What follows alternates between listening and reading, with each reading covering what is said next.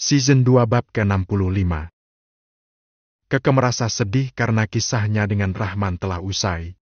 Semua kini sudah jelas. Karena Rahman yang memilih wanita itu sendiri dan malah sudah sampai tahap pertunangan, sebentar lagi juga mau menikah. Pupus sudah harapannya. Sekarang dia tidak akan lagi menunggu dan berharap. Karena sudah jelas Rahman tidak akan menjadi jodohnya. Bawa yang jauh ya, Rem. Udah kamu pakai aja. Atau kamu buang juga gak apa-apa. Serah kamu. Ucap Keke. Saat pulang dari kuliah dia melihat Rembo sedang mencari makan di depan rumahnya. Dia lalu punya ide untuk memasang sebelah sandal jepitnya di kaki Rembo. Biarlah Rembo yang membawa kenangannya pergi jauh. Kokok, kokok. Jawab si Rembo. Rembo lalu berjalan dengan sebelah kakinya yang tersangkut sandal jepit. Aku kejam gak sih sama Rembo? Gumam Keke saat Rembo berjalan dengan membawa sandal jepit di kakinya. Terlihat kesusahan. Tapi tubuh Rembo yang besar dan gagah di komunitasnya bisa menahannya sandal jepit itu dengan mudah. Entah mau dibawa kemana sandal itu. Rasanya berat buat Keke merelakan sesuatu yang selama ini dia jaga dengan sepenuh hati. Dia kira dengan menjaga sandal itu, Rahman akan terharu dengannya. Tapi kini Rahman justru menorehkan luka yang teramat dalam di hati Keke. Kak, ngapain bengong di situ? Tanya Hana saat keluar rumah dan melihat Keke berdiri di depan pagar. Aku udah membuangnya, Ma. Ucap Keke dengan mata berkaca-kaca. Apa yang kamu buang? Sandal jepit. Jawab Keke. Dia lalu masuk ke dalam rumah dan diikuti oleh Hana. Ya begitu lebih baik. Lagi pula cuma tinggal sebelah. Kalau masih lengkap ya dipakai gak apa-apa. Walaupun masih lengkap juga gak akan aku pakai, Ma.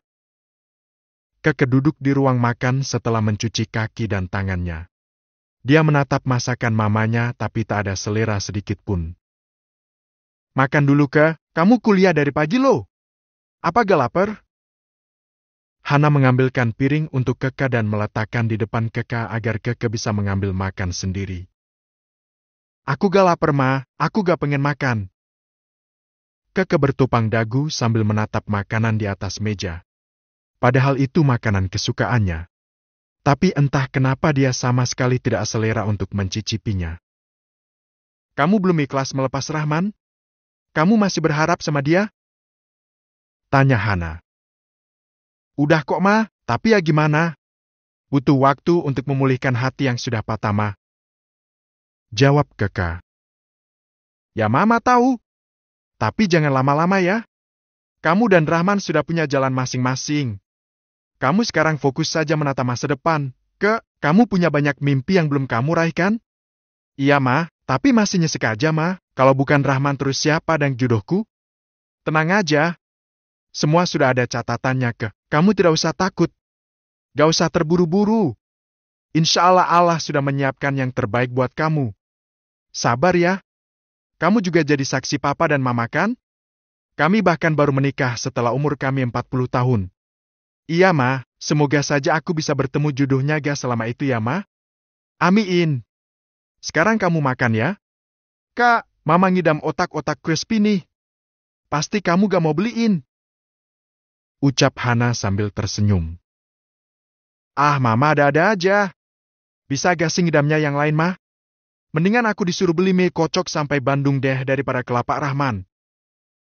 Jawab Keke sambil menyomot paha ayam goreng. Tapi pengen banget. Di daerah sini kan cuma Rahman aja yang jual. Gimana, Dang? Pakai ojol kan bisa, Ma? Pokoknya aku gak mau ya kalau ke sana, Ma. Assalamualaikum. Keke. Ucap seseorang dari luar. Waalaikumsalam. Ucap Hana dan Keke bersamaan. Kayak kenal suaranya ya, Ma? Iya. Tapi siapa ya? Mama lupa. Ucap Hana. Dia langsung berjalan ke depan. Membuka pintu dan ternyata sudah ada Aska yang berdiri di teras sambil membawa sandal jepit. Ada apa, Aska? Tante? Tadi aku lihat Rembo pakai sandal jepitnya Keke lagi. Ini saya kembalikan. Keke bisa nangis lagi kalau sampai hilang. Ucap Aska. Buang aja! Teriak Keke dari dalam. Iya, itu sandalnya memang sengaja dibuang sama Keke. Lo kenapa, Tante? Bukannya ini sangat berharga buat Keke? Katanya dari orang yang dia tunggu. Ucap Aska. Udah gak, nanti biar Keke aja yang cerita. Dia lagi sedih sekarang. Tolong hibur dia ya, Emang kenapa, Tante? Kenapa harus dihibur segala? Aku gak butuh hiburan darimu, Kak. Udah, sana pulang.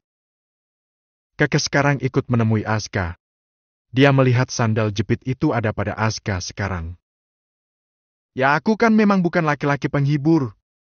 Buat apa menghibur kamu? Kenapa? Patah hati ya? Butuh lakban gak buat nyambungin lagi? Celetuk Aska. Mending Alteko lebih kuat. Oh, oke. Nanti aku belikan buat kamu. Pakai yang banyak biar lengket gak patah lagi. Oh gah? Aku gak mau nyambungin lagi. Biar aja patah. Sendalnya bawa aja deh, Kak. Aku gak mau lihat sendal itu lagi. Aska tampak kebingungan dengan sikap Keke. Padahal dulu Keke cerita kalau dia masih menunggu dan berharap pada lelaki pujaan hatinya itu. Tapi sekarang berbeda. Ya udah aku bantu buang. Kalau mau buangnya buang aja kah? Jangan dipakein ke kami Rembo. Kasihan Rembo tadi beberapa kali jatuh. Untung aja gak sampai patah tulang. Ya maaf. Aku tadi lagi bimbang aja. Aska baru pulang sekolah ya? Tanya Hana. Iya Tante. Tadi pas di jalan lihat Rembo pakai sendal.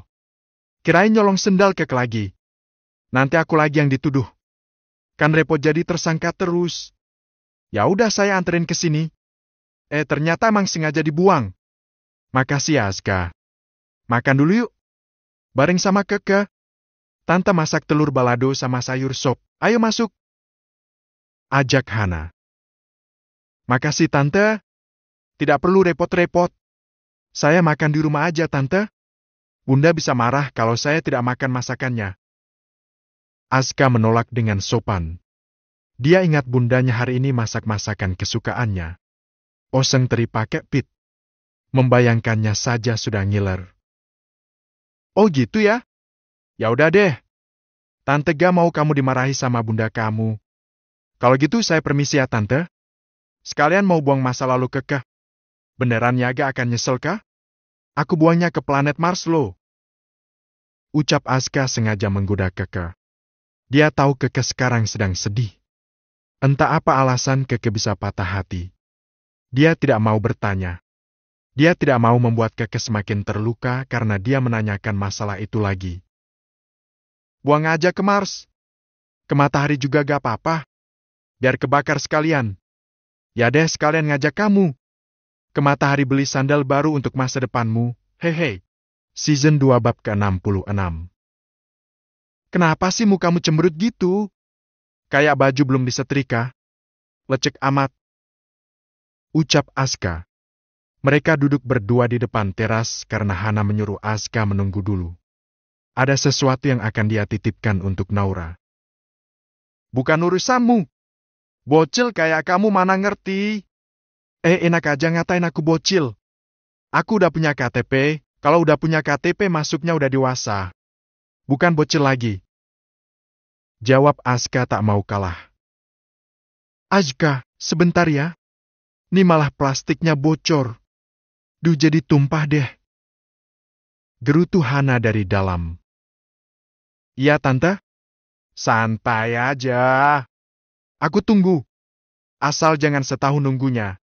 Bisa karatan Tante? Pantes karatan. Muka lu kayak pejodang. Nggak apa-apa. Buat magerin hati lo, jangan ger. Gitu aja ger. Ucap Aska.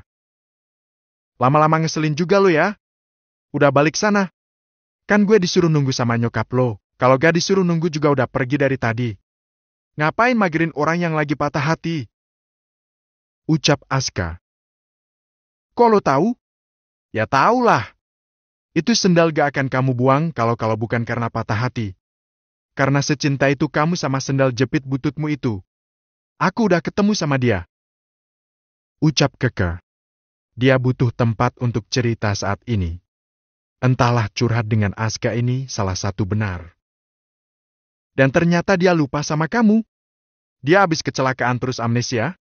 Atau dia udah punya bini? Tebak Aska. Kebanyakan baca novel lo ya? Bukan aku yang suka.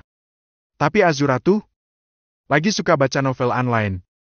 Kebayangkan tiap hari bahasanya tentang novel ke gue. Ya mungkin kisahku ini bisa dijadikan novel. 3 tahun menunggu. Akhirnya ketemu juga. Tapi giliran ketemu, dia udah ada yang punya. Hiks. Sedih. Banget. Nyesek, pasti nyesek banget tuh. Aku tahu perasaanmu. Ucap Aska. Kamu pernah juga seperti itu? Bukan. Kata Azura, kalau dia lagi cerita tentang novel yang dia baca, aku harus respon begitu. Kalau aku gak respon, dia bisa ngambek. Maklum cewek. Ya aku sebagai cowok apalagi adik. Ya berusaha ngalah aja lah. Asal kakakku bahagia. Meski aku gak ngerti juga yang dia baca. Cewek kan emang begitu kan? Mintanya dimengerti. Kirain. Ya udah sih gak usah sedih. Kalau dia cowok baik, gak mungkin nyari yang lain kan? Ya dia gak sabar sih. Dia pikir gak akan ketemu lagi sama aku. Makanya dia berani lamar orang. Ternyata takdir mempertemukan kita kembali setelah dia menjatuhkan pilihan pada yang lain. Ya cowok emang begitu. Aku juga kalau jadi cowok itu bakalan begitu juga. Hei. Hidup terlalu berharga untuk disia-siakan. Masa mau jadi perjaka tua sampai mati? Hei. Dasar cowok. Kayaknya yang beneran setia emang Papa Yos. Papaku itu mungkin satu di antara 1000 cowok yang setia. Setia pada istrinya yang sudah meninggal dan akhirnya dipertemukan lagi dengan mamaku setelah dia menduda belasan tahun. Sedangkan Rahman, baru juga 3 tahun, udah nyari yang lain. Haft. Oh, jadi Rahman namanya. Kayak nama penjual Raja Crispy yang dihafalin Azura. Maman Surahman. Jangan bilang kalau emang dia orangnya. Emang dia orangnya. Lo tahu dari mana nama itu? Itu bukan namanya. Kau tegur Keke. Aits, yang benar. Jadi gebetan lo itu Bang Maman Surahman? Bukan. Itu bukan nama aslinya. Mana aku tahu. Kak Zura tiap hari manggilnya makan Surahman. Penjual jajanan crispy yang lagi viral. Nama aku tok-toknya kan Maman Surahman. Bukan. Itu bukan namanya. Tapi emang dia orangnya. Ternyata kamu udah pernah ketemu ya? Pernah. Kata Kak Zura kayak wak-wak. Artis Korea. Aku bukan penggemar drakor. Jadi mana tahu? Aska. Maaf ya menunggu. Tante terpaksa masak lagi. Soalnya yang tadi tumpah. Ucap Hana yang datang sambil membawa rantang. Gak apa-apa Tante. Apa nih Tan? Baunya harum. Sayur sop, Kak. Semoga suka ya. Ini kesukaan Keke. Pasti suka Tante. Apa aja yang gratis pasti suka, Tan. Jawab Aska. Dia dan Hana tertawa. Hanya Keke yang tidak tertawa. Amiin. Oh ya Kak, kamu udah pesen ojol buat beliin mama otak-otak crispy? Tanya Hana. Belum, Ma, belum sempat. Beli di mana, Tan? Kok pakai ojol segala? Kenapa gak beli langsung aja, Tante? Tanya Aska. Dia heran aja. Biasanya Keke yang biasa pergi ke sana ke kemari. Di Raja Crispy, Kak, Keke gak mau beli di situ. Soalnya khawatir ketemu. Oh, takut ketemu Raman Surahman? Ya udah biar saya aja yang beli Tante. Tapi saya pulang sebentar nganterin ya. Nanti saya belikan. Ucap Aska. Kamu kan belum istirahat, Kak. Masih pakai seragam lagi. Gak apa-apa, Tante. Santai aja. Mama lagi ngidam, Kak. Jadi harus terpenuhi ngidamnya. Ucap Keke. Wah kebangetan dan kalau lo sampai gak mau beliin ke, yang lalu ya udah sih gak usah diinget-inget lagi. Sok tahu kamu. Memang semudah itu apa? Bisa sih tapi butuh waktu, Kak. Serah lo deh. Ya udah saya pamit dulu Tante. Nanti saya belikan, Tan. Bentar Tante ambilin uangnya dulu, Kak. Hana lalu masuk dan mengambil uang untuk diberikan pada Aska. Beberapa menit kemudian, dia pun keluar untuk menemui Aska. Ini Aska uangnya. Dia 10.000 aja. Sisanya buat kamu beli bensin. Ucap Hana. Ini uangnya 50, Tante. Masa lebih banyak buat beli bensin ketimbang beli otak-otak crispy-nya? Gak apa-apa, Aska.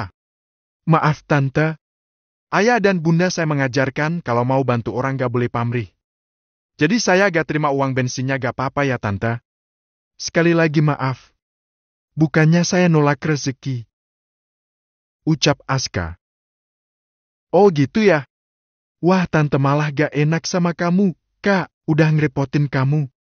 Gak apa-apa, Tante. Santai saja. Kalau saya bisa bantu, pasti saya bantu. Kebetulan saya lagi kosong siang ini karena gak ada jadwal basket. Ya udah saya pamit ya, Tante. Nanti mau diantar ke sini apa ke warung? Ke sini aja kah? Tante di rumah dulu kok. Nanti Keke yang ke warung duluan.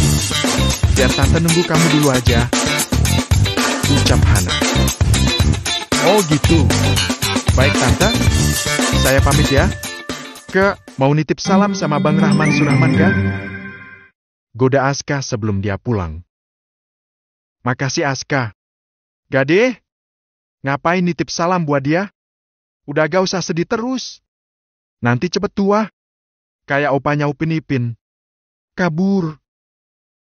Aska lalu setengah berlari. Dia lalu berjalan lagi karena lupa sedang membawa rantang berisi sop. Ih Aska. Nyebelin banget tuh anak. Dasar bocil. Jangan terlalu benci. Benci dan cinta itu bedanya setipis tisu. Hati-hati loh. Hei. Tuh kan gantian mama yang ngeledek. Season 2 bab ke-67. Bunda. Aku pergi dulu. Assalamualaikum. Teriak Aska setelah mengambil motor. Waalaikumsalam. Hei. Mau kemana nak? Teriak Naura. Dia penasaran Aska mau pergi kemana karena baru saja sampai rumah sudah pergi lagi. Aska yang tadinya mau menyalakan mesin motornya, akhirnya diam dulu saat melihat bundanya berlari-lari menghampirinya. Mau beli otak-otak crispy bun? Permintaan Tante Hana. Tante lagi ngidam katanya. Ucap Aska. Masalah? Alhamdulillah. Ikut senang dengernya. Ternyata Mbak Hana sudah isi. Ya udah buruan sana. Keburu ngiler. Kak, kenapa nggak Keke yang beli? Yang jual ternyata mantannya Keke. Bukan mantan gebetan Keke, Bun. Udah nunggu 3 tahun ternyata udah punya calon sekarang. Patah hati jadinya. Oh gitu.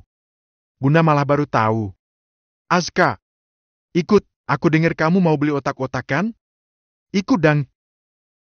Ucap Azura yang tiba-tiba muncul dari dalam. Iya. Mau beliin Tante Hana. Gak usah ikut, Kak.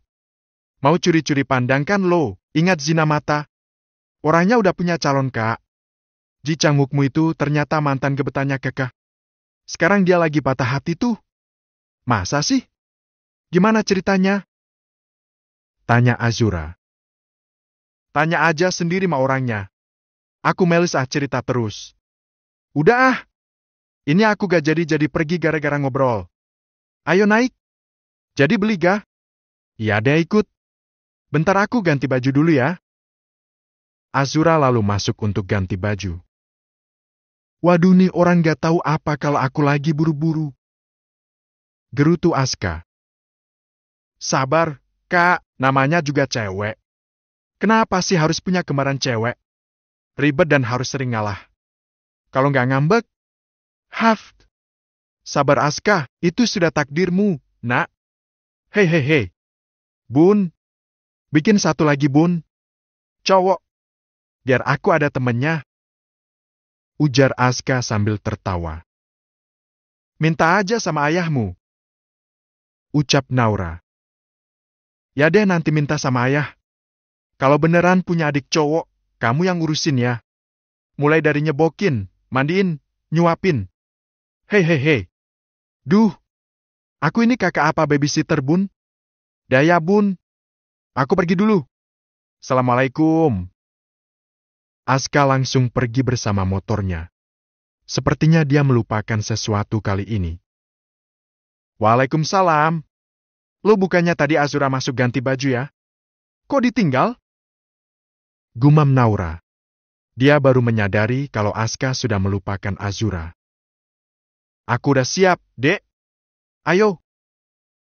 Azura celingukan mencari sosok Aska. Yang ada hanya bundanya yang sedang menyiram tanaman. Aska udah pergi, Zura. Maaf bunda lupa ngingetin Aska. Dia kayaknya lupa juga. Ucap Naura. Astagfirullah, udah cantik begini. Ditinggalin. Setelah sampai di lapak Raja Quespi, Aska baru ingat kalau dia sudah meninggalkan kakaknya yang sedang ganti baju. Mau pulang lagi nanggung karena antriannya banyak. Kalau dia pulang lagi lalu kesini lagi, pasti ngantri dari awal lagi. Akhirnya Aska punya inisiatif membelikan juga untuk kakaknya. Karena dia adik yang pengertian. Otak-otak 20 ribuan dua, Bang.